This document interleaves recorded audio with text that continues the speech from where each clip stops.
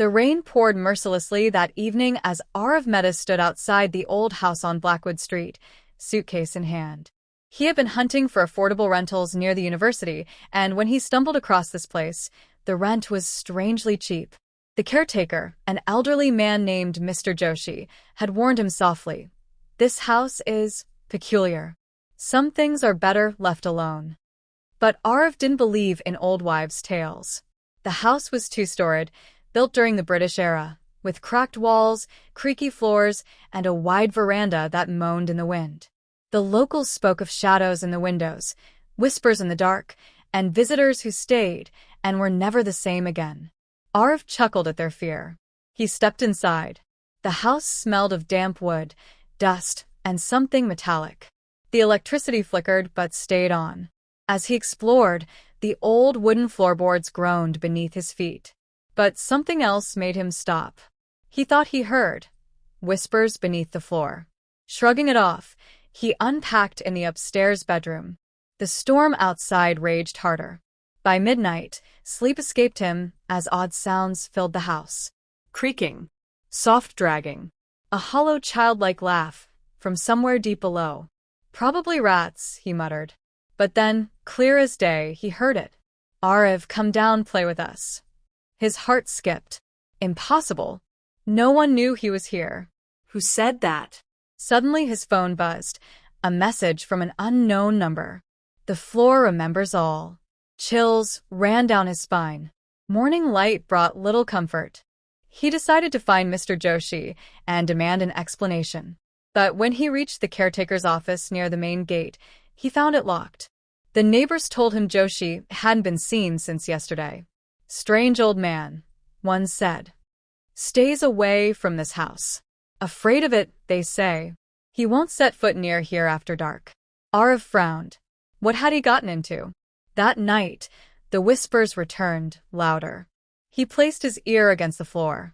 The voices were clearer now. "Set us free, buried below, beneath the floor." Suddenly, his bed shook. The floor beneath cracked faintly, and a strange, dark liquid seeped from the corner.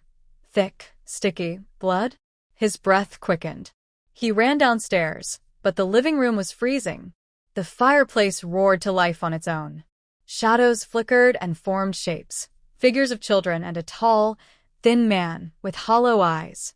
The man spoke in a voice that chilled Aarav to the bone. "You are the first to hear us in a very long time." The house groaned deeply, like a living thing awakening. Suddenly, the floor near the center cracked open, revealing a dark hole. Inside, something shone faintly. A chain. A small, rusted locket. Trembling, Aarav reached for it. When his fingers touched the locket, memories not his own flooded him. A flash, children playing. Laughter turning to screams. A man locking a door. A trapdoor being nailed shut. And then, silence. Aarav gasped, falling back. The floor whispered again louder. "Set us free, or stay forever." Terrified but curious, he vowed to uncover the truth. Who were they? Why were they trapped beneath this cursed house? He needed to find the trapdoor, the one from the vision. He searched the house feverishly. At last, in the far corner of the kitchen, he found it, hidden beneath a dusty rug. A wooden hatch. He pulled it. The hatch opened slowly, groaning like a beast awakening after centuries of sleep. Below, darkness, and a ladder leading into the unknown. As he descended, the voices grew louder. The cold air stung his skin. But what he found beneath the floor would change everything. For in the earth below the house, among the bones and old toys of long-dead children, lay something that should never have been disturbed. A presence. Watching. Waiting. And now free. To be continued. The darkness below the house felt endless. Aarav shivered as the cold wrapped around him like icy fingers. The cellar beneath the trapdoor stretched wider than he imagined, lit dimly by a flickering lantern on the far wall. Strange symbols were carved into the bricks, their meanings lost to time. But there, amid the bones, he saw them. The children. Ghostly, pale figures. Their empty eyes locked onto him. Some held broken dolls. One clutched a stuffed bear, missing its head. Another gently rolled a rusty toy car. They stood silent, motionless.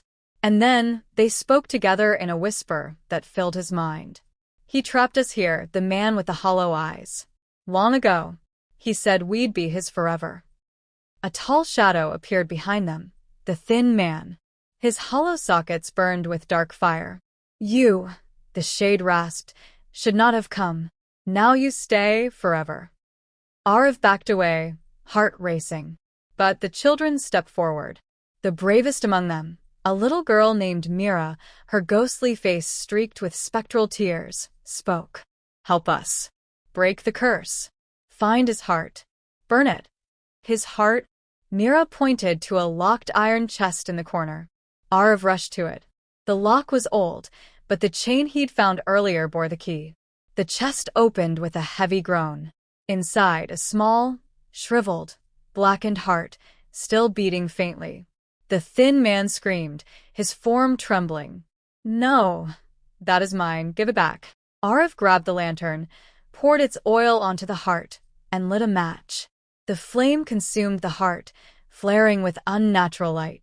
The thin man shrieked, his shadowy form burning away, piece by piece. The children gasped, then smiled. They shimmered softly, turning to light, their chains breaking.